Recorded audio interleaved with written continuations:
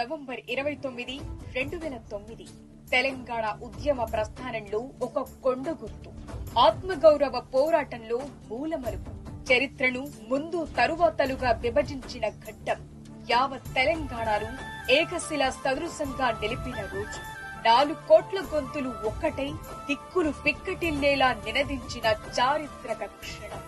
కేసీఆర్ చచ్చుడో తెలంగాణ వచ్చుడో అని నినదించిన ఉద్యమ నేత అందుకు తగ్గట్టుగానే ఆమరణ దీక్షకు పూనుకున్న రోజది. అదే దీక్షా దివస్. కడుపుల పేగులు మాడుతున్నా, తనువంత సలసల మసులుతున్నా, కడుపుల పేగులు మాడుతున్నా, తనువంత సలసల మసులుతున్నా, ముని పంట నొప్పిని ఎదుముకున్నాడే, బాధని గుండెల్లో దాసుకున్నాడే, మలిదశ పోరుల పొలికే కథానై దీక్ష భూనిత ఢిల్లీ దిగి వచ్చినాదమ్మా.